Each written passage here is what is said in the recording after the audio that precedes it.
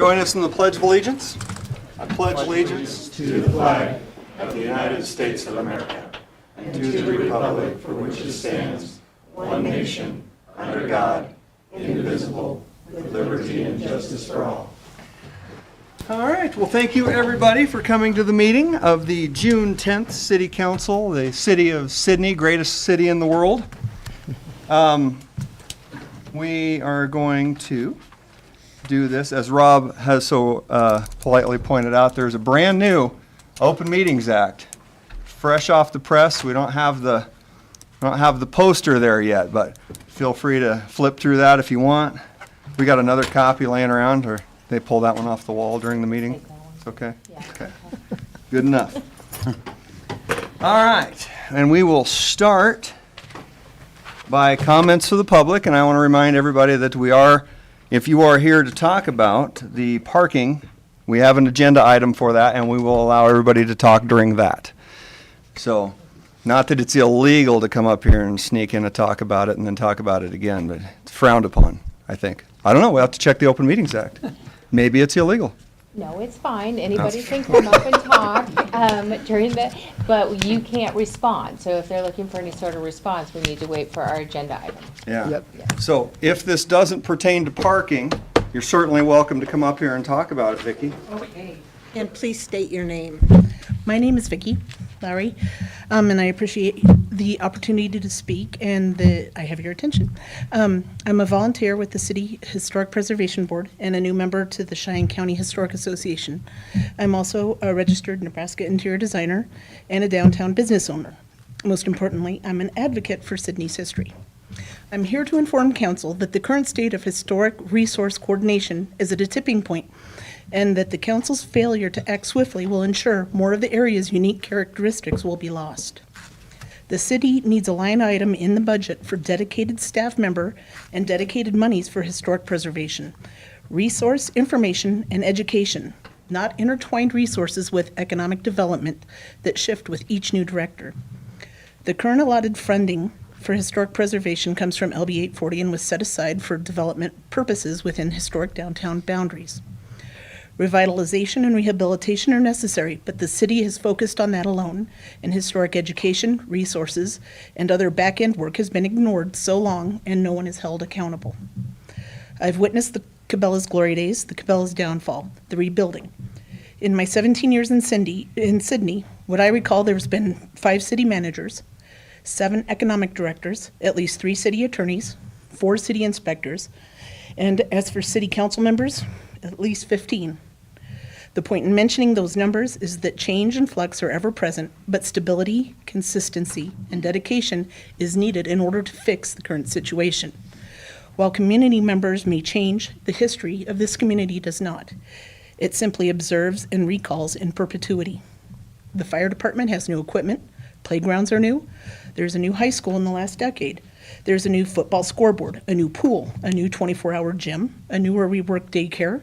There's new police vehicles, new police building, new city transportation, new replacement city vehicles, new hospital, new nursing home, new subdivisions with new housing and new roads, a new solar electrical system and new underground electrical.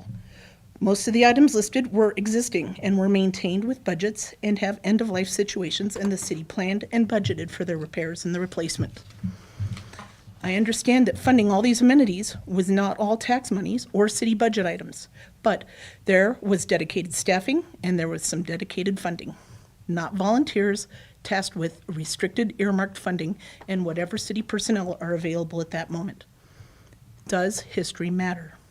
Will you be the city council members that chose not to react and to have a legacy of being the community members that chose to let Sydney's history deteriorate away?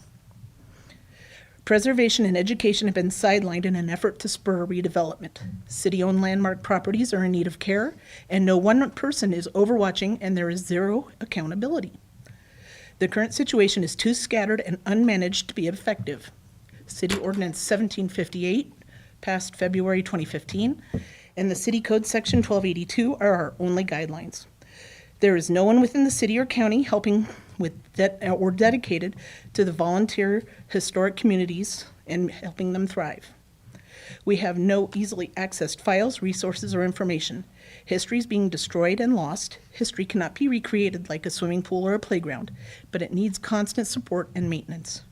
Codes need to be reworked and modified. We need enforcement, we need accountability, and we need some penalty options.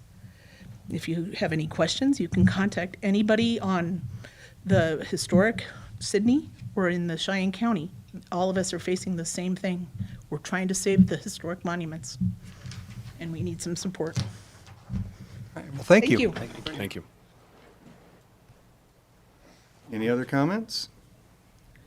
And we will move on to approval of the May 27th, 2025 meeting minutes, which do not include my phone number, 308-249-2321, only because I failed to mention it the entire meeting, and it was sad. But we have an approval for the meeting minutes. I'll move. Motion by Bonnegaard, second by Kirkman. Roll call, please.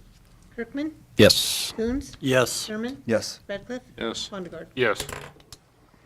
All right, motion passes 5-0. Now we will talk about the downtown parking action. Sam, if you want to, or I'll let you go, sir. Okay. I have no problem with it. Dave Scott, City Manager. Sam Lovato put together this document for us because a lot of it has to do with enforcement of the 2-hour parking in the downtown. And I thought he was a better person to speak to that. And so if you have questions on that, he's here to answer. I can do it to you, over to you, sir. Do you want, go ahead, you can talk, you can speak to the enforcement part. So, Sam Lovato, pleasure to be back again. So the existing 2-hour parking ordinance was implemented with the intention from the areas of King Street down to Hickory Square, and then basically everything from 13th all the way out to Alta area. So that 2-hour parking was originally installed or implemented for the idea of getting turnover in front of for businesses. Back when this was made, we had a different type of Illinois type streets. We had a lot more boutiques, a lot more shopping, a lot more turnover. That's kind of what we were doing. Store owners wanted to have that ability to have that. The problem is times have changed, and where this kind of the back history kind of comes from this is we got complaints about the 2-hour violation. Now, there's some challenges and enforcement and legal considerations that weren't in place back when we made that stipulation. So a primary obstacle to effective enforcement is the inherent difficulty in defining or definitively proving that the vehicle has not been moved within the 2-hour limit. Accurate violation determination necessitates officers need to physically mark tires or physically see the car not move during those 2 hours. And also, indeed, if we mark tires, we got to come back and do 2-hour check-ins and everything else. This is both time-consuming and very labor-intensive. Furthermore, recent legal precedents, United States versus Jones in 2012, marking of tires is no longer acceptable. It's considered a violation of the Fourth Amendment. So I'm no longer allowed to physically be marking tires, which makes enforcement even harder for us. Granted, it's not very intrusive. It still says, the court says, no matter the intrusiveness level, this is how it's going to stand. So with that also being said, the consistent enforcement of these 2-hour zones would demand a substantial commitment of officer time, including initial marking documentation with the associated legal concerns, continuous monitoring, violations, and citations, potential court appearances. The cumulative effect of these activities place a considerable strain on the departmental manpower, potentially diverting resources from other critical 911 calls that we need to address at the time. Now, there are some arguments about retaining the 2-hour parking, and I didn't come up with these on my own. I did actually try to walk through, talk to as many store owners. Some of them are in this room as I speak to them on both sides of the fence. I did not want, since we have traditionally enforced this consistently, I didn't want to just start writing tickets and going down that route. I felt it was unfair and it's not how I wanted to conduct business. So I wanted to give everybody ample time and warning, which is kind of what spurred this. And I apologize, but it's what I thought was right, and still I stand behind that.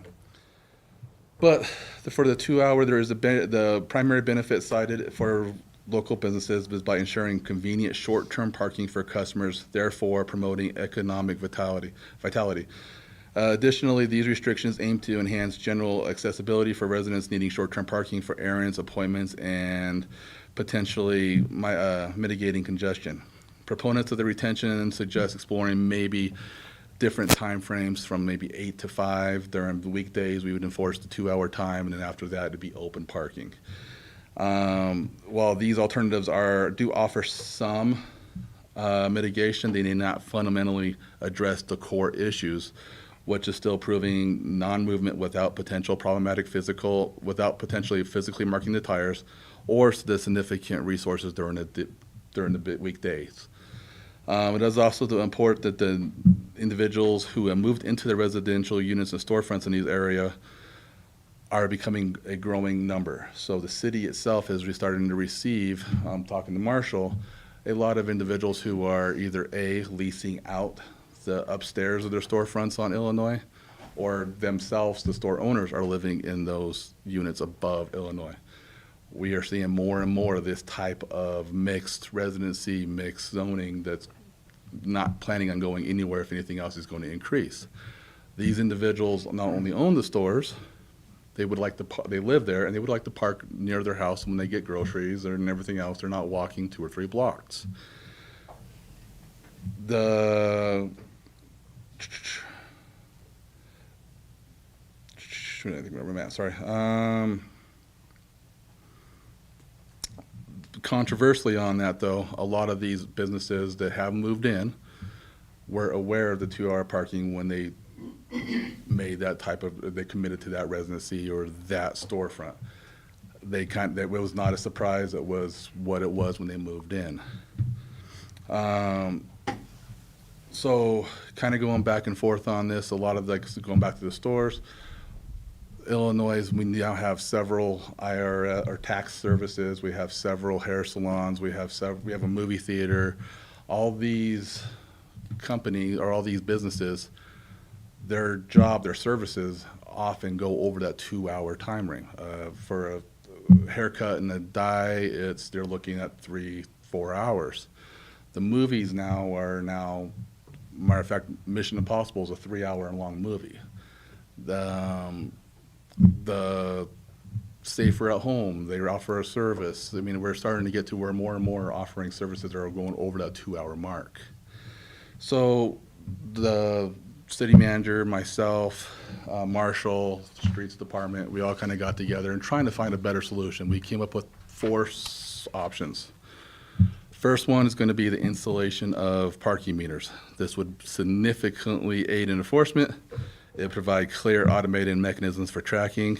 However, it would involve substantial upfront costs and cost in maintenance and cost in collection. Not sure that's what we would like to do, that's up to you guys. Second one is the enforcement during certain hours. This option would focus enforcement during peak hours, to address most impactful parking issues while reducing the overall demand on police resources. However, it would still present the same inherent problems of proving non-movement within the specified time frame. Complete removal, option 3 would be the complete removal of the 2 hour parking limit. This option would eliminate the current 2 hour restriction entirely, while it would address the enforcement difficulties and the legal concerns outlined.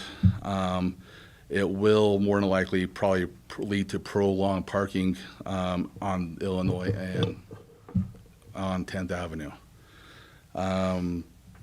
Potentially reducing customer access for the local businesses that are still operating a storefront.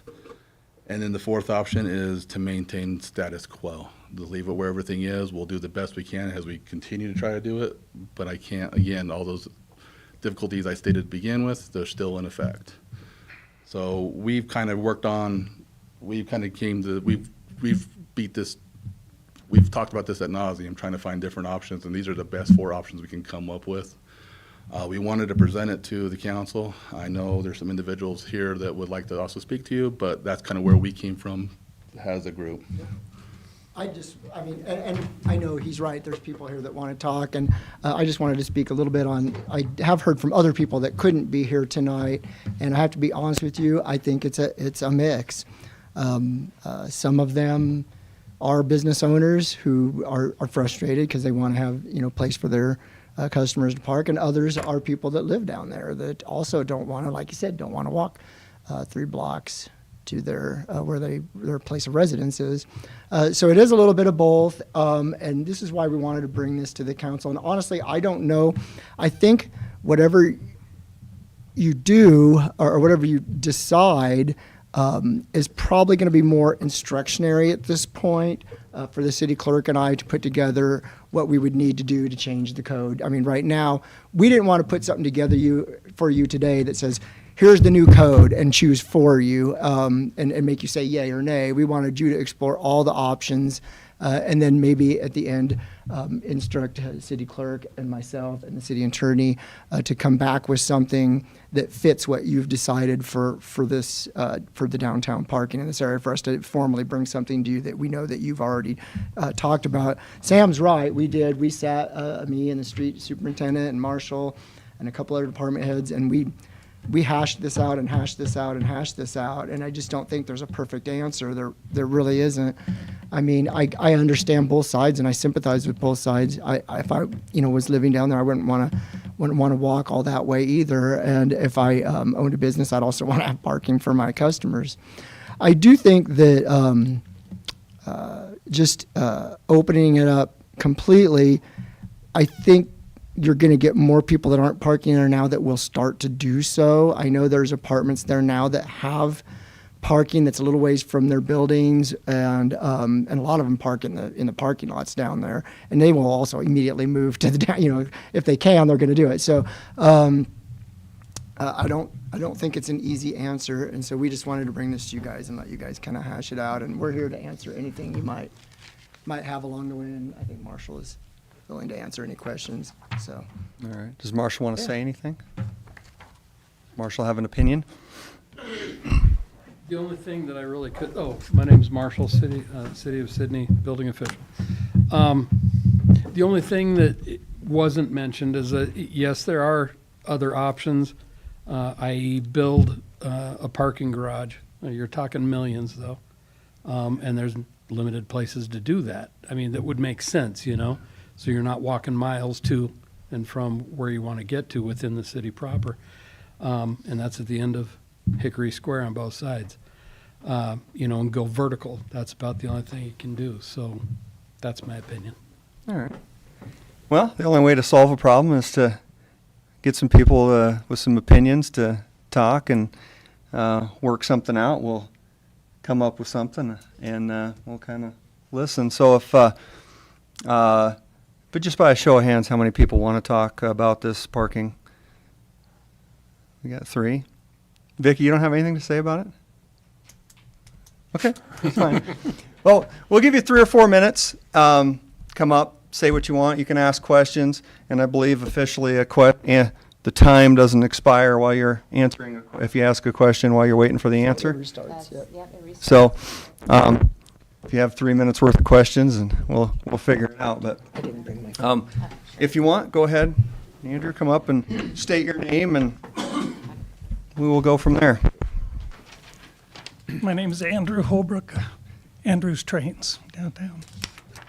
I'd like to thank Sam because he said a lot of things that made a lot of sense. So you're going to hear some of this again. My wife Lynn and I bought the building at 1025 10th Avenue in 2020. We put a new roof on the building, made repairs where necessary, hauled a lot of junk away. We ran 2 businesses out of the ground floor, lived in the apartments on the 2nd floor. We paid 3 different city utility bills, but we treated the 2 upstairs apartments as one. A few years later, the council approved 2-hour parking on the east side of 10th Avenue, the 1000 block. No one ever came and talked to us about that, about this change. It was done without us receiving any notice. In 2022, we bought 925 Illinois Street and rented it out to the folks living and running a business there until they decided they didn't need the space anymore.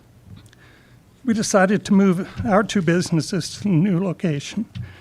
We repaired the upstairs as needed, hauled years of junk away, literally, over 100 years of stuff that had been left up in the back of that building.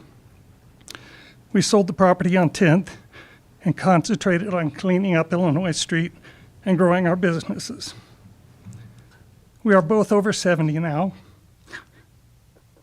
but we hope, keep doing this as long as we can for at least another 10 or 15 years. My parents lived to be 96 and 100, so I could be here for a while. This is our home now. We pay two different utility bills, one for the business, one for the apartment. We park in front of the store so we can keep an eye on our car and for ease of unloading groceries, etc. Sometimes we entertain guests. We've never had a problem with parking. We've never had any complaints, one way or the other.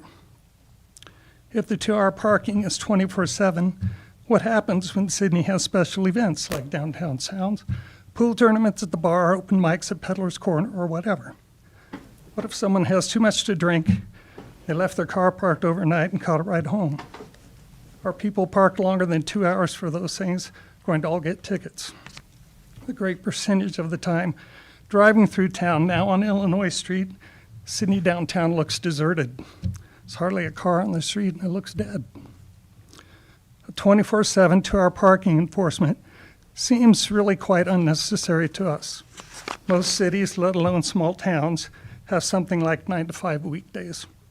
It seems to us that the needs or desires for parking on the east side of 10th Avenue are not the same as they are on the west side of 10th Avenue, or Jackson Street, or Illinois Street. If you need that kind of control on the east side of 10th, keep people happy, enforce it there. But if enforcing it everywhere creates more problems for more people who are not having any problems now, that doesn't seem like a good solution. Maybe there could be an exemption for property owners living in the upstairs apartment. Whatever you decide will affect a lot of people, including folks who rent out their upstairs for special events or weekend stays. I hope you can come up with something that is less and not more. One size certainly does not fit all. That's it. Thank you. I do have some questions. Yeah. First of all, just so I can, for clarification, what is the solution that you prefer? Well, there are two things I think would make sense, and one of them is having it weekdays, during business hours. The other one is that a possible exemption for people who are owning business, running business, and living upstairs. Okay. I mean, it's our whole life there. Right.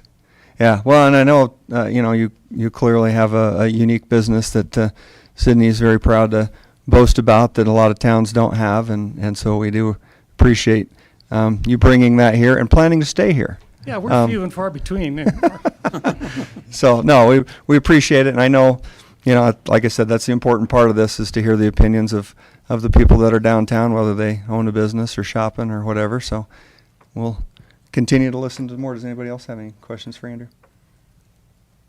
Thank All you. right, you're free to go. Thank you.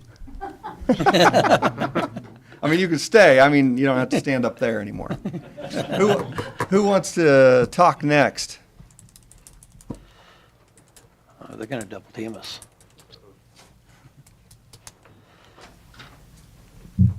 This is Matt and Faith from Hybie Outdoors.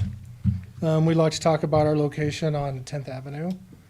We're kind of in a happening place there. There's lots of businesses, lots of, new office locations. So we have a big challenge with parking near us, which is a good thing for Sydney, like we're kind of a happening place there. We've got salons, we got Safe at Home that has a lot of people working there. We've got Finney's nearby, insurance across the street. A lot of people parking nearby, so on any given day, there's no parking. And then, we've got several people that like to just park there, that work in front of their store, or that work at their store and just park there all day, and then, there's no place for our customers to park. So it's, like how I grew up, like there's either, I get it, there's office people and they like to park in front of their store because they don't have a retail location. Well, how I grew up is like you park as far from your retail location as you can because you want customers to park at your place. So, on any given day, we need, 1 to 4 spots for people to find a place to park. And if there's no place to park, they just drive by and go somewhere else, So it's kind of been a big challenge for us. And, without parking, our business kind of dies down there, so. Another problem no one has really mentioned is we get a lot of out-of-town people coming in. And it's not just our business, but it's a lot of businesses around. For example, Charlotte and Emerson, they get a whole bunch of people from out of town just coming to try on their dresses. It's harder for people when they're coming from out of town because they're not from here. They don't know the area, and they don't know where to park or when to park, and they don't know how far to walk. When there's other businesses who are staying there, and it's not just businesses, but people who are staying there for more than a few hours, it gets harder for people to find parking, and eventually some people leave. Some of the businesses around here do rely on foot traffic, and that means people just see there's an empty spot, so they come in just thinking they haven't been in a while and they have nothing to do. But this is also our downtown. We have our hill area where there's a lot of businesses too. And the problem we face down here is, of course, our residential area where we get more people staying upstairs and all of that. But there's businesses too. Why should the businesses on the hill have more effect than the ones down here? Because everyone is truly trying to make a living. So they get the foot traffic from up there easily because they don't have to worry about parking. Down here we have less parking areas, and it's important that everyone gets a chance to go everywhere. And I do understand that people live here and different businesses have different hours, and it's just complicated when more people try to come and they can't find a spot. It's fantastic. All right, so my favorite question, what is it that you would support? A 2-hour parking just during the day, or? After 5, it's not as important to us, if people want to park wherever after 5, and that's not as important to us. Just during peak business time, it's kind of important that our customers have a place to park, or that's not a good fit for us. We need to move somewhere else. Okay.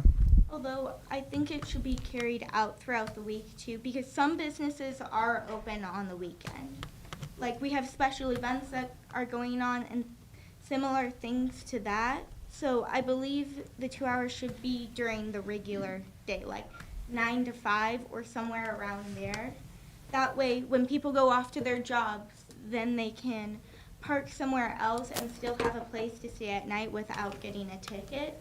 But we also have to think about the traffic coming in because we do have people coming in through the weekends for different events.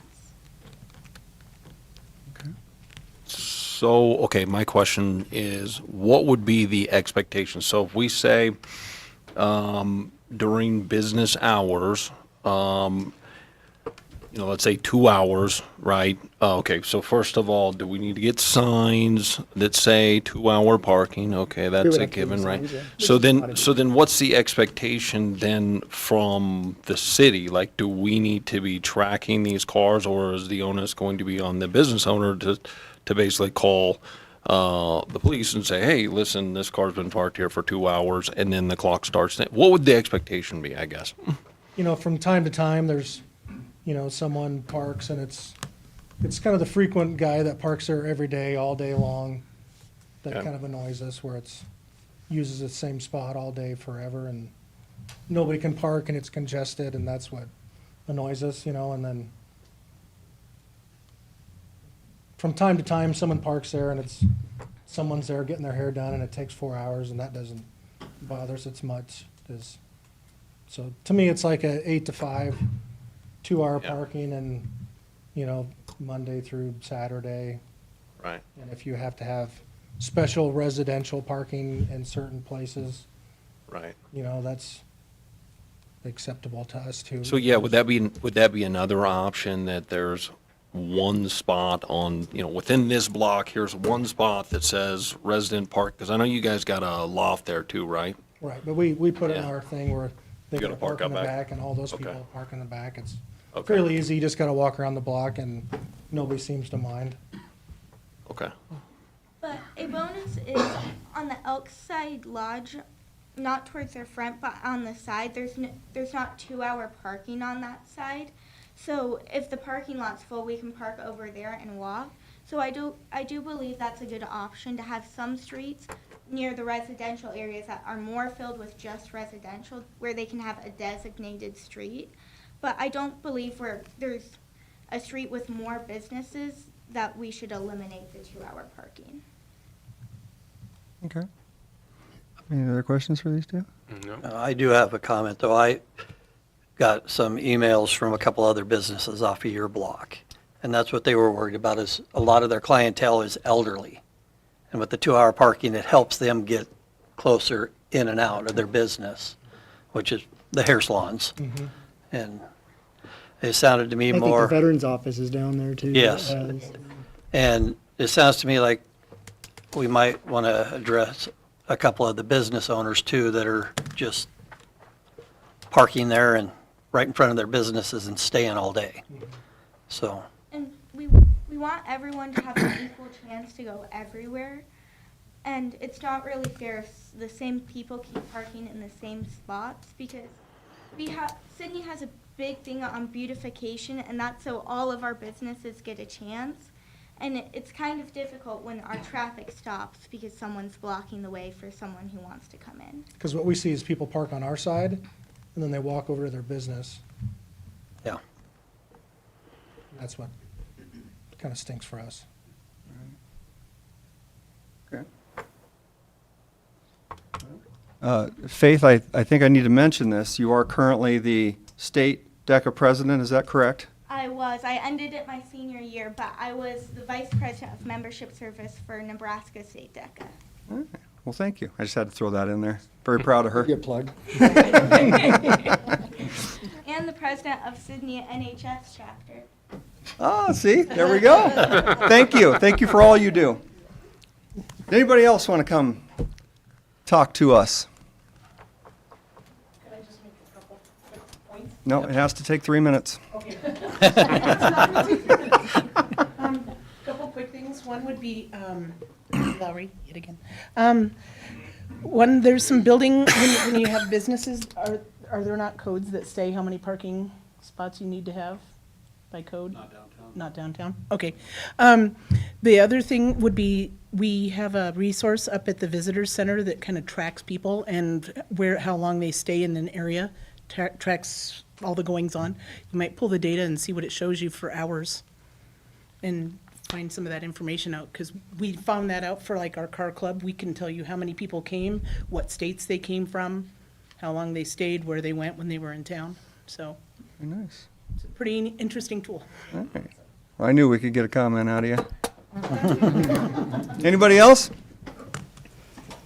All right. Well, now we'll start asking everybody questions. Anybody else want to start?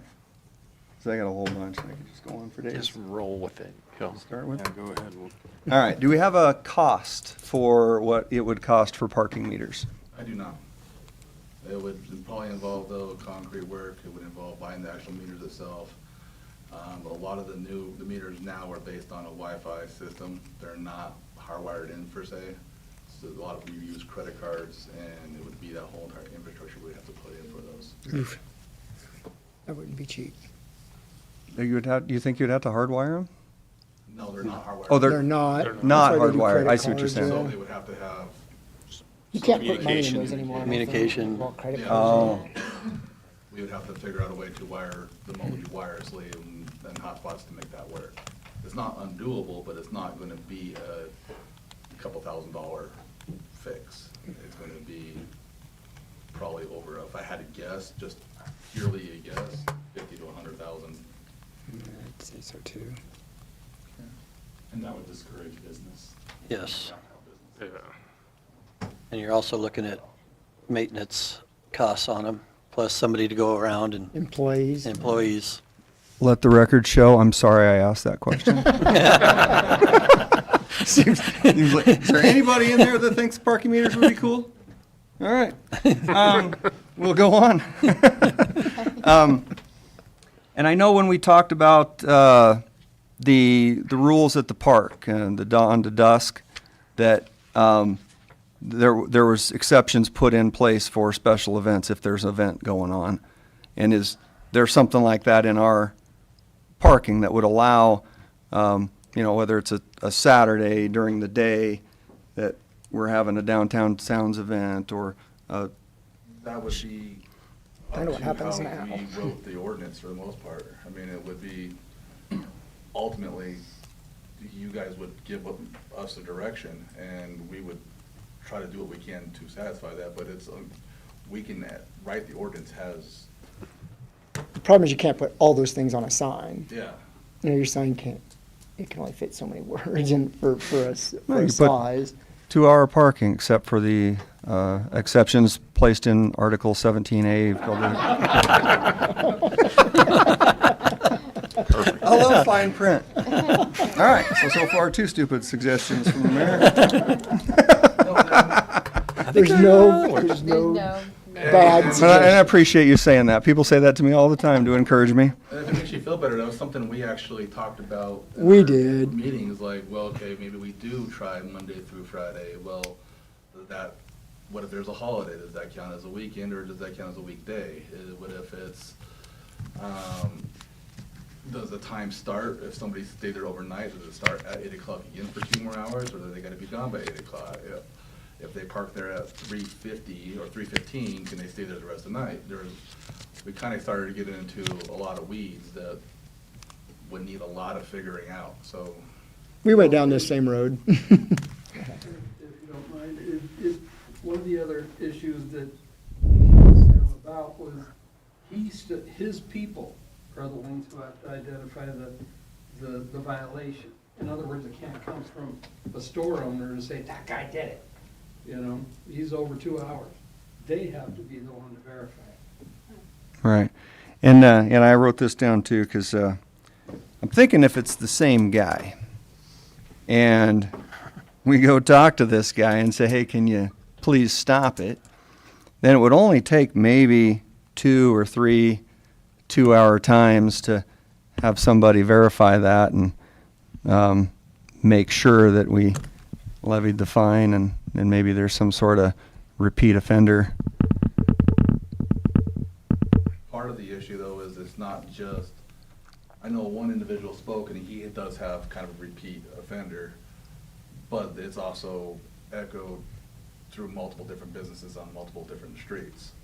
So it's not just one car. If it was one car, I'd be more than happy to have a conversation and educate, and, a lot of times that's where it would stop at. It's actually, they got other store owners that do want their business there being occupied by people who park there the whole entire day, and they do want elderly to be able to park in front of their business for a hair appointment, or I talked to a couple of the tax services, and every 2 hours, their guy's getting up to go move his car back one spot and then put it right back where it is, so it's not just one, it's not affecting one business and one person violating it. It's kind of, everybody's got kind of a dog in the fight, unfortunately, and everybody's kind of got a way they want it to go, and that's where we're back to here. All right. And what started this originally? We started getting complaints through an online service about parking in front of storefronts. Yeah, people called me too So about that. the complaints were the 2-hour parking isn't being enforced essentially. And then that's why we're here to Yes. Exactly. see about that. So, and since it is such a hard thing for us to enforce, I didn't feel comfortable starting to issue citations and to talk to Kendra when we haven't been consistently enforcing that. So I felt it was pretty unfair to be like, oh, today's Monday, here's your ticket, you know, and I didn't want to just start springing that on individuals. I wanted to make sure it was clear and upfront that we're going to start to enforce it, because if I'm going to enforce it, I have to enforce it for everyone As best we can. as best we can, which does mean individuals that are going to a long movie, that technically they would be still in violation if I can prove it. Or if there is a longer hair appointment or a longer tax service, they're still the sign. I, as law enforcement, am bound to black and white. I don't get to interpret that. That is part of the issue that's kind of coming up from it, is how do I enforce it? And if I do enforce it, how is it going to impact everybody else? How does our city attorney feel about the enforcement of the 2-hour parking? Well, since it hasn't been enforced for a while, like Sam was saying, sorry, as our chief of police was saying, I think that we need to probably make an announcement that we are now going to Which start we did. enforcing that. Did you make an announcement? That's what brought a lot of this to light. As long as notice has been given, you know. And like Sam said, I get that it's hard, because, I mean, what if someone is there goes to Ace to buy a part for something, and then they go home and, oh, it's the wrong one, and they come back and say, well, they've been there. Well, no, they weren't. They left so you don't really know what people are doing. So all you can do is the best you can with what you do know, unfortunately. So, which is. Now there is some store owners, Hy-Vee's is one of them, that do have security cameras that point to the street. Yep, that's So true. I am able to see that. That is something I can sit down, watch the video, fast forward, and that's something I can act on. Not everybody has that, though. Right, I've been but then if doing you go things back like to that. what Marshall said, right, because you said something along the line of it can't come from the business owner, it's gotta But I go. would be able to verify it through video by. But you watching would the video. verify it through, so it's just sticky, I But don't now, know. if If it's verifiable, then it's good, not just It's word of mouth. verifiable, but this would be like, okay, so now you are documenting every vehicle that's on the road at 8 AM, and then you're going by at 10 AM, and you're like, is that same car in that exact same parking spot? Then you have to go over to Hy-Vee and be like, did that car move? That sounds insane. And the other option, like I said, I can't just take it that if an individual says, hey, this car's been here all day, well, that has a lot of interpretations. You know, he's been there all day. When I go and find out he's been there for an hour and a half, you know, or yes, he came back 2 hours later, or he did. I've watched cars do it. They get out, they go to their car, they move it back one spot, put it in park, then move forward back, and put it right back to where they were. I've watched cars do that.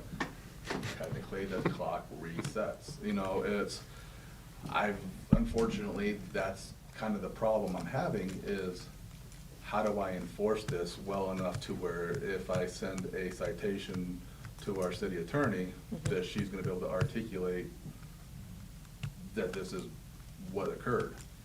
And if it gets to that point and she can't articulate it, which I'm not giving her a good product at this point in time to be able to do her job, we've wasted that time, that citation, we've made somebody mad. People are coming to court, it's court times, court fees, all that stuff is occurring. That's the exact point that I was just about ready to make. Well said, is that we're taking a lot of resources from an already, you know, we have limited resources here, you know. What you're sending them out to do takes a lot of time to write it up. I have to have a good documentation, I have to have good evidence to go into the courtroom in order to stand there and say, yes, this was done competently, and, you know, we are now administering a fine on you for violating this ordinance, so that people are not repeatedly doing it, so that they know that it's being enforced. So it takes my time, it takes resources, it takes their time, or, you know, so it's something to take into consideration.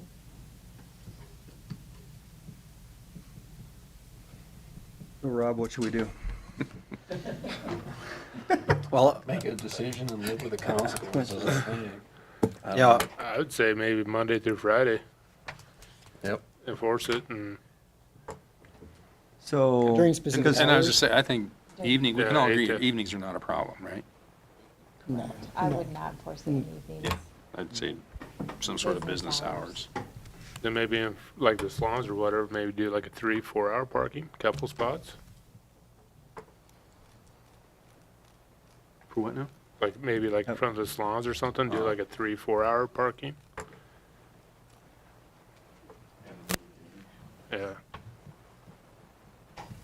Might be always be in the, almost always be in the evening or weekend, right? Yeah, So I was gonna with say, the yeah, movie the- side of it. Not, if it was after 5, I mean, that would cover the movie theater most of the time. yeah. Even if it started at 3, get there at 2:59 and be free. I'm torn between both because councils in the past we've really promoted move downtown, redo the upstairs businesses and live there. And now we penalize them to park, if they park in front of their house, you know. So, Yeah. Well, yeah, what, if we sold, how much would you pay for an exemption? I love it. Was 10 cents more than Andy offered. No, I don't know. How do you feel about an exemption for business owners? I think be- that would be really that live difficult to there. do. Yeah, For residents. residents. residents. Residents. That's what you Yeah. meant, residents, yeah. Oof. And then you could have on your sign, you could have, ordinance, blah, blah, blah, on the bottom there, and then it says in the ordinance, there's an exemption if you are a resident of the building that's right there. Now, some of the buildings, About that. You're gonna get a That's a lot of trend people line. complaining when you about guys, favoritism. when you guys yeah. were on 10th Street, that, there was parking in the back that was for, On the southeast corner, we have one. Not directly, there's a little parking lot in the back, right? belongs to the back. Okay, so that's not an actual parking spot okay. Because I just didn't know how many places downtown actually had. Permission to park my bike back there because I could put it by the air conditioner, and he was fine with that, but no cars. No cars. Okay. Oh, I did some maintenance for him and returned. see, we're gonna all work together somehow. I mean, they'd have to register their license plate with the police, they'd have to register their license plate, and then with the place that they're, because they don't own it, it's renting. So the people you would be giving the exceptions to are the people who are already staying there? So, People have live there. exact, so wouldn't that? I think you'd get a lot more that would want to do it then. And that's why you're the president of the National Honor Society. I would say, she's pretty bright. Yeah, no, I see that as well. I was just working through it, for a resident who, most people are renting downtown. They're not owners downtown. Some are owners, but some are renters. So you would have to, I'll have to get the chief's input on this, but you would have to register the license plate with the police department when you signed your rental agreement, so that they would know that that's where you're at. More paperwork. Yeah, it's a lot of paperwork. And then whose store do you block? We have to block your own.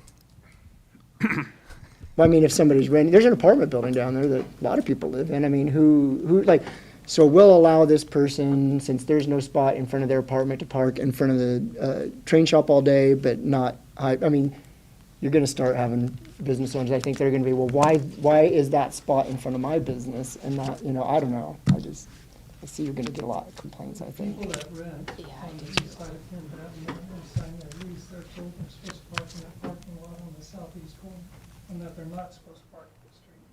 Right, but if you do this, they will. Like, they'll immediately say, well, I wanna be on the street too then. Well, is this exemption we're talking about for renters or property owners? I thought we were talking about property Not owners. sure. Well, I mean- If Should be they're resident. residential, if they're in the apartment, are we talking about just people who are owning the buildings, or are we talking about the Right. people that are also Residents, renters? they live there. Well, right. the renters live there. Yes, renters, owners, resident, right? So anybody, that's how I would define it. Right. If you're living in the apartment space, you're considered residential, whether you're a renter or an owner. I would think so too. Right. And then you could do maybe one vehicle, right? But If how there many is apartments no are in some of parking. those? Yeah.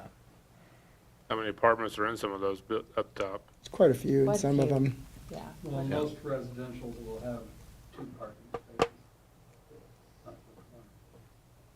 And so just above Nebraska Realty, I believe there's 3 apartments up there, so you're talking about 6 parking spots, you already filled up a quarter of. Yeah, that's gonna fill up the whole. And there's currently nowhere else for them to park. Is that what we're saying?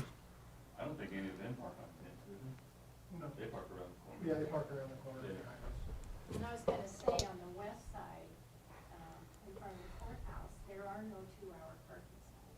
So that's free parking, and I think some of those people could park there, so that's. It is around there. And they do. So there's 2 apartments that offer, or that put in their lease that if you lease this apartment, you have to park over in this parking lot instead of in front of the street. And is that the owner of the properties? I mean, I guess. I know the Who owner. incentivizes I know the that? owner of one of those, and they're just trying to follow the rules. That's why Right. they do. That's why they do that. Okay, they're just helping us Yes.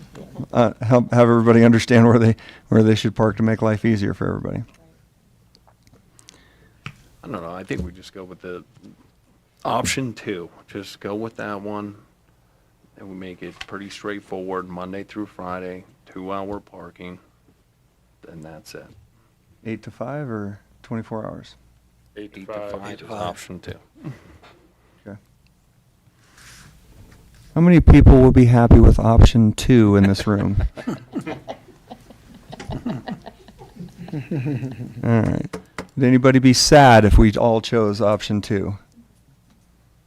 Just don't choose option 1. All right, well, do we feel like we have enough evidence and questions asked and answered to, what do we call that, possibly act on Mr. Kirkman's motion of Yeah, number 2? it's a motion. I'm motioning. Are you asking for motions 8 to here? 5. Honestly, I think what you, oh, go ahead. I'm sorry. What about businesses that have hours until? Shouldn't it be like Monday through Saturday? Well, you guys are open on Saturday? Is that Saturday a problem? Is Saturday a 2-hour problem? One thing you have to consider is on Saturdays, it's a lot of the times when people from out of town come in. So you have people traveling like an hour or 2 just to come to your business or go around to different businesses that open on Saturdays.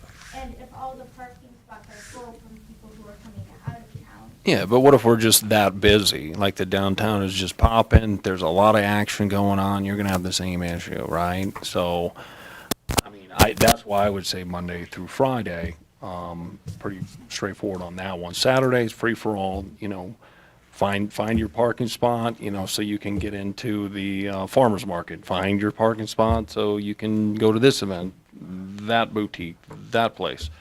I think it is what it is.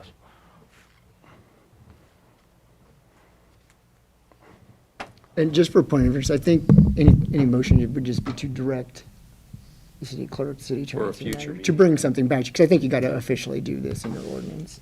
Right. And I would love to take that to the businesses and survey them for you, so it's a third party.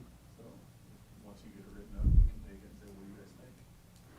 Well, once we do that, it would be an open item again then, because it's, Yeah, so. I so don't we're- know how much- We're refining our next meeting's agenda item on. That's perfect. Specifically what we're looking for. That's perfect. I don't know if you're going to have different results from it. I expect more of the same, but I think it's worth a shot. Thank you, John. So, what Brett is trying to say is he would like to make a motion for draft an ordinance that reflects number 2 option and bring it forth to the next meeting. Correct. Nicely said. Is there a second? I'll second. Second by Bondergaard. Roll call, please. Okay, motion by, sorry about that. Yes, that's right. Motion. Mr. Kirkman made the motion and Mr. Bondergaard made the second. Coons, Yes. Sherman, Yes. Radcliffe, Yes. Bondegaard. Yes. Kirkman. Yes. All right. Motion passes. So next 2 weeks, we'll have something else to talk about. Hopefully you'll come back, and really thank you so much for coming and sharing your opinions on the people that are down there dealing with this all day Thank and you. all night. Thank you, Rob. All right. Yeah, yeah. Oh, Mayor, yes. could we move that the drafting of the ordinance will not happen at the next meeting, but it will happen at the July meeting? That we'll bring forth the ordinance at the, Do we have to do this all over? no. I think it was that specific, wasn't it? Okay. Yeah, I'm fine with that. It just might take us some time to get that together. Yeah, it might just take a little bit of time. That's Fair fine. enough. As a matter of fact, take all the time you need. No, not all the time. Just, Just 2 hours. just the right amount of time would be great. Right amount of time. Yeah, if it's 2-hour parking, it's got to come up with it in 2 meetings. There we go. Beautiful. Thank you. He said it. All right. So now, what we've all been waiting for, the May budget reports.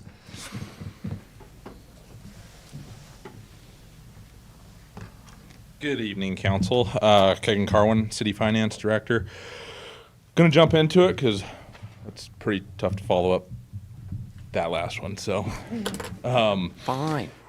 looking at May's breakdown for the general fund, property tax DMV was down 2.5K from last year, or a negative 0.42%. Again, majority of this is just property tax. It's just the timing of things. When we look at that year-to-date number, we are ahead of last year, which is to be expected. So, sales and occupation tax down 7.65K from last year, or 3.86%. This did grow from last month. We will continue to track it with the year-over-year down.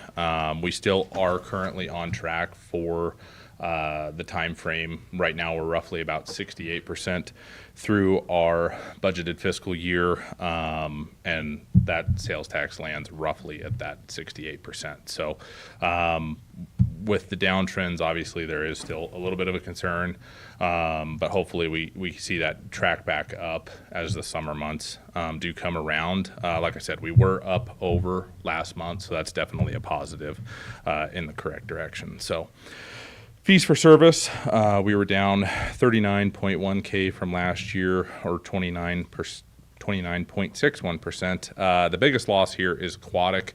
When kind of digging into this, I'm going to guess it's just a timing thing, because when I brought it up in last week for June, we saw a massive shift of people purchasing those passes in the June timeframe as opposed to the May timeframe, and with the pushback of the pool opening there for a week with the weather and whatnot, we saw that effect kind of drag inward into that June timeframe. So when we come back in next month to talk about June numbers, I'm imagining that'll be the complete opposite. We'll see that on a higher end. So state, federal, county down 9.4K from last year, or negative 17.36%. This is just a second reimbursement that we got from the transportation department. Nothing massive there. They were getting caught up on those reimbursements at the state level, so that's why we saw 2 in 1 month as opposed to this month being 1. So franchise admin fees, that was up 1.1K to last year, or 27.5%. This is just telephone franchise fees were up. Timing thing with how that worked, from last year to this year, I guess, is the way to look at it. So, and then in that other category, we were down $5.99, or a negative 0.01%. This is mainly just bank account interest on that portion. So in the year-to-date numbers, we are positive across the board. In the other category is where we see that downtrend, but we have that was to be expected. We had the sale of the 13th Avenue building. We did collect revenue this last month for the old PD building sale, so that revenue is calculated in here as well. Jumping into the revenues over expenditures, general fund had a good month, being positive. The 470,000, street down 23, electric down 41, water being up 64, sewer up 50, and landfill up 86. Looking at the year-to-date numbers, general fund up 571, street up 17, electric taking the big hit at 1.3 negative. Water is $45,000 negative. The main cause for that one is the removal of the debt assessment that goes towards the paying of those bonds, that $5 fee you see on your bill each month. That's what that main cause is, kind of figuring that back out is where you're seeing the hit. But as far as their revenue goes, they are ahead of last year at this time frame in revenue. Sewer up 16,000, and landfill is clawing its way back to a positive, or I'm sorry, to a almost positive, but down 12K. So I would imagine in the coming months we'll see them finally break to that positive side on their revenues. So, any questions? Sure, Kagan. As I look at Brett. Yeah. No, if anybody else got a question, go first. No? Okay. All right. So, I guess this is a question for both David and Kagan. So, what department looks like it will do better than the budget plan for the fiscal year? Like if we continue to track along the same lines. Like as far as revenues go, or are we looking at like? Yeah, I mean, if this was a business, it would be like, it would be P&L, so it's, you can answer the question however you want, because if you're looking at general fund, it's just cost, right? Like however you want to answer the question. Right now, I would put, landfill in that category. They've had a really good year. Okay. Obviously that's kind of a hard thing for them because they had a train derailment, so they did get a lot of across the scale revenue. But I would say they would probably be the one that I would anticipate to beat the projections with what we've put together, just based off of one event that happened. Gotcha. Now, obviously, we don't want to count on train derailment to boost our revenue every year. So, yeah, it was so funny. The follow-up question I was going to ask was, is there anything that could derail going along that trajectory? For them, no. I don't foresee anything. Pretty steady. Yeah. I mean, obviously, for future years, like I said, we're hopefully a one-off scenario that brought us revenue that we were able to succeed on. But essentially, each year is going to be different, right? In business and the way we plan those things. So. Like I said, each year is going to fluctuate some. Climate always has a huge effect on, in water department as well. I mean, if you have a very, very, and Rob can probably speak to this, a very, very dry year, you don't, you do really well if you have a year where people only run their sprinklers 2 or 3 times because it's raining constantly. You don't do as well because, obviously the climate and the weather affected that. And then also one more thing I just wanted to point out, when Kagan talked about the electric department being 1.3 million negative, that we do have a $2.4 million remaining bill that we were paying off this year for that generation plant. So 1.3 negative sounds bad, but when you've spent 2.4 on a new generation plant, that's actually, in a way, positive operating budget-wise, right? So just want to point that out. Right. Yeah, it's against budget, right? Like that's kind of the question I had. It was planned. It was a planned. Exactly. So same question, but the other way around. Is there a department or somewhere in the city that is, just looks like it's not going to be anywhere close to budget? What's the cause of that? And then the follow-up to those two questions, is there a way to get back on course? I would probably lead that back to the wastewater treatment facility upgrade. That has been a kind of a planned project for a couple of years now. It's obviously been hard trying to line up contractors to work within, a sewer situation for solid waste type of, and we still are fighting that battle. And I know Todd is having, multiple conversations on a weekly basis and staying on top of our engineers, trying to figure out, when are all my parts and pieces coming due to the supply chain issues that we still are currently experiencing, and with, tariffs and everything that's kind of hindered businesses as well. On the contractual side, if he doesn't have the parts, it's pretty hard to have a contractor come in and do the job. So I know he's, like I said, he's fighting the good fight to try to make sure that he's, on top of it and trying to get these funds spent in a timely manner so that we can start planning, other things for his facility. So right now I'd say that's kind of a little hiccup, but we're working through it and trying to stay on track. So.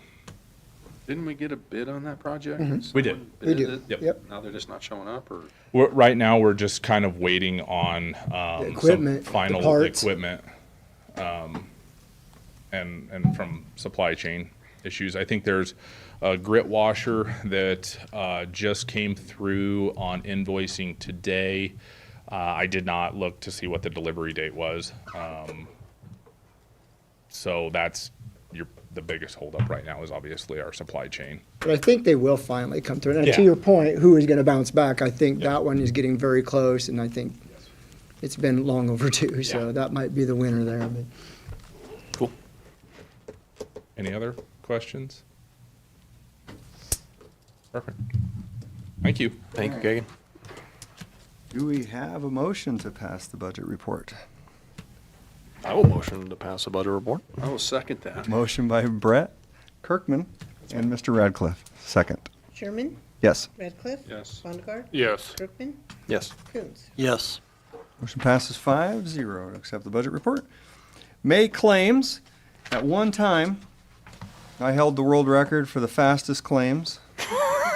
It was only for 2 weeks, and then Paul Stroman came in and did it in like 4 minutes faster. Or was it? It was me. you. Yeah. He's so modest over there. I wasn't going to say anything. But then I believe I set the record for the slowest claims this month. But Today. How long would you say you and took? just so you know, this is all me. My effort is what led to this, not you. They were ready to go. I just took too long to do them. But anyway, with that being said, everything was great, as usual, as we expect, grown used to. So do we have a motion to pass the May claims? I'll move. Motion by Bonnegar, I'll second. a second by Coons. Roll call, please. Radcliffe? Yes. Bonnegar? Yes. Brookman? Yes. Coons? Yes. Sherman? Yes. All right, I think it passes.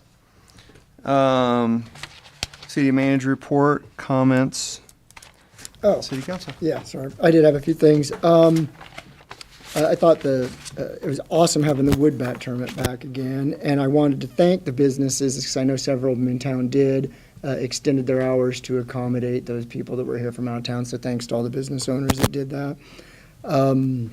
Upcoming, we have this weekend, if you haven't heard, from 13th to 15th is Gold Rush Days in Legion Park, and there is no cost for that, I guess, unless you want to buy some food from a food vendor.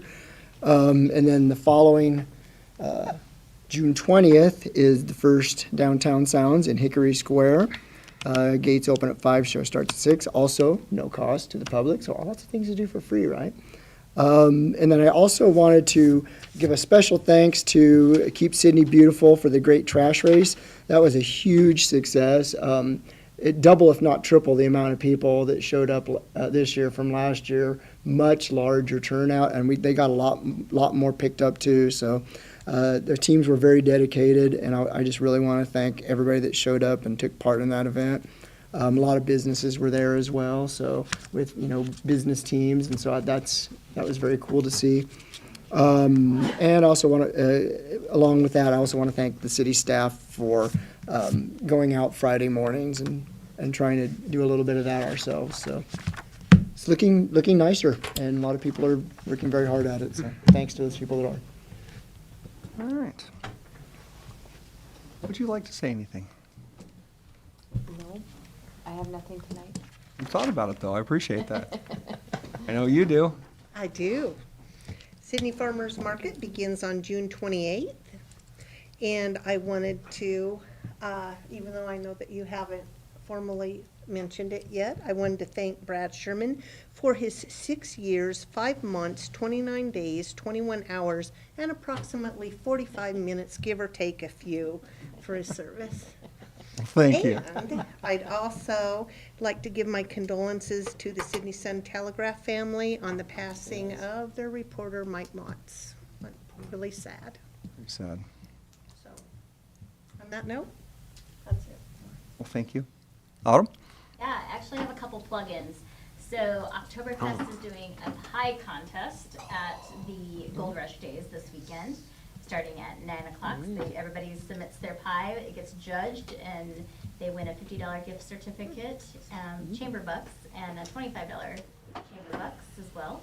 And then after that, we sell the pies by slice or by the whole pie to raise funds for Oktoberfest. Also, Leadership Cheyenne County, which I'm involved in, is doing a fundraiser for raising supplies for teachers throughout Cheyenne County, including Creek Valley.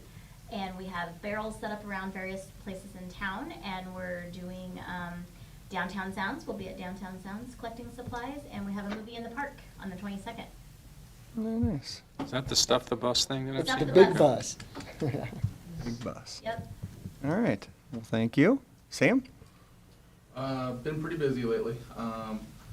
Would like to send out a kind of a thank you to the Cheyenne County CERT team. They helped us with cruising night by providing some guys to actually, or some individuals to actually walk up and down the streets, kind of get to where we could and kind of report back to us.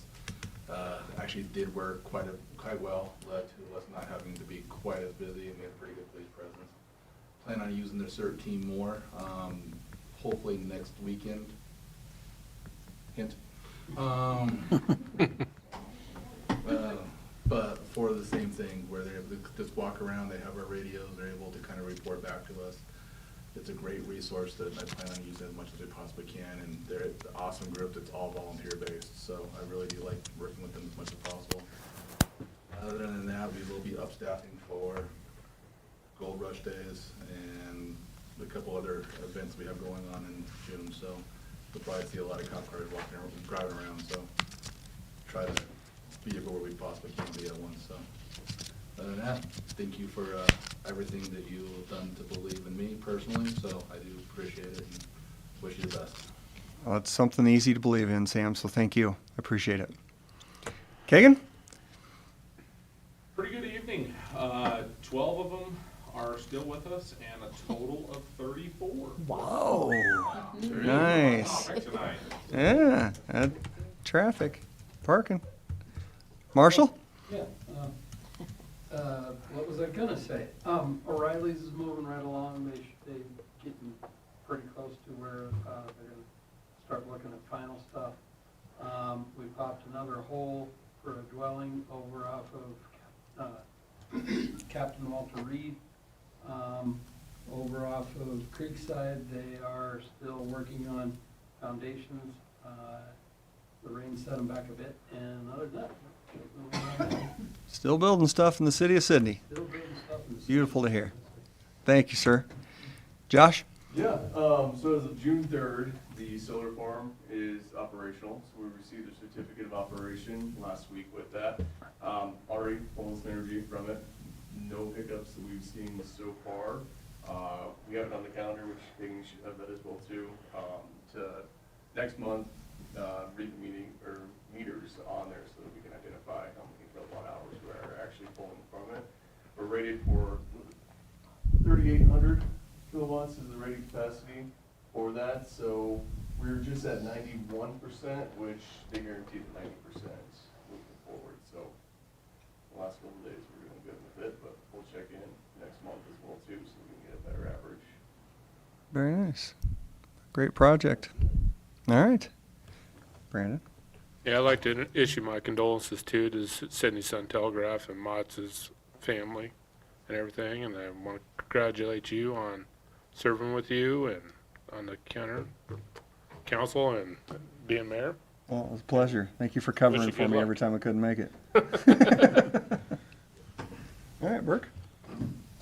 Same thing. I saw that about Mike today. That's a sad thing. And good luck to you in your next chapter, even though you haven't told us yet. But Oh, yeah. feels like we're getting the I know, carpet. sounds like the cat's out of the bag already.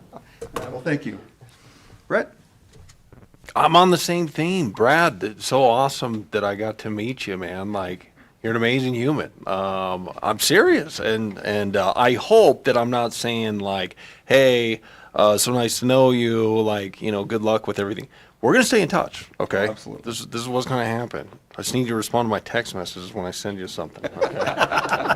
Yeah, just Good so luck. everybody knows, it was a busy weekend, so if I didn't say anything, I apologize. Okay. But, thank you, appreciate it. I'd just like to remind everybody, you got Gold Rush coming up, got breakfast both days. They added a little different ceremony this year. The Elks Lodge is doing their flag ceremony for Flag Day. They go through 13 different stages of the flag and explain each change throughout the years. So it's very interesting if you want to see it. And two, Brad, since we don't know, but good luck on your new adventures. Yeah, thank you, I appreciate it.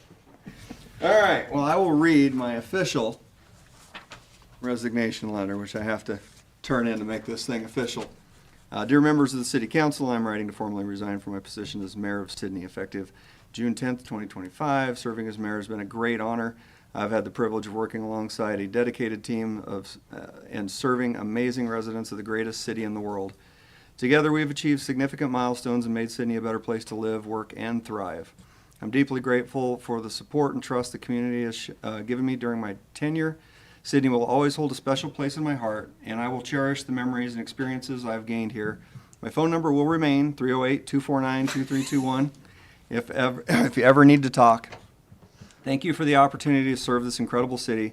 I'm confident that Sydney will continue to prosper and grow under the leadership of this council and my successor, Brad Sherman. Pass that over there. And then, of course, I have other comments to say. Beautiful. Again, thank you all. It has been an amazing 18 years that I've lived in Sydney and served on the city council for 6 years and 5 months and some change there. So, wouldn't change a thing. It was great. I appreciate everything. I need to thank, first of all, the First Lady for allowing me to take this position and do that. My family for still wanting to spend time with me. The amazing employees that I had the pleasure of guiding at UPS out here in the entire Panhandle for the last 18 years. The city of Sydney and all of its employees. From the day that I walked in, got my tour around all the facilities that we have. Each facility that we have is top-notch. The employees that we have working in them, very confident and just amazing, friendly. Obviously, I'm a little biased, but I'm pretty sure that Sydney is the greatest city in the world, and I've been allowed to say that for meetings over the years. But no, the city of Sydney is great employees, and they deserve the best, and I hope that always happens. And then I will, again, don't forget Gold Rush Days. Don't forget any event, that we have here. It seems like everyone's bigger and bigger every year. Keep attending those. Thought there was one other thing. If I don't say something, I'll say it some other time. But the two things I want to leave everybody with is your mindset is crucial. I know I've said this before. If you think you can or you think you can't, you're right. Some people find terrible atrocities and sadness and obstacles everywhere they go, and other people find opportunity. And again, the city of Sydney finds opportunity, finds a way to get through things, and that has been the utmost enjoyable thing for me over the years. And then lastly, leadership takes collaboration. A leader is someone that you can talk to, that will coach you, train you, give you the tools that you need to succeed. And it has been a pleasure to take part in that for so many different organizations throughout Sydney in my career. And with that, I will announce a closed session that we have for contract negotiations and personnel. And with that being said, Make a motion that we go We need- into closed session. we need for a motion contract negotiations to do and such. personnel action. I'll second. Oh, for which one? Contract negotiation? So, motion to go into closed session by Burke and second by Bondegard. Roll call, please. Kirkman, Yes. Coons, Yes. Sherman, Yes. Radcliffe, Yes. Bondegard. Yes. All right, motion passes 5-0. We're officially in closed session.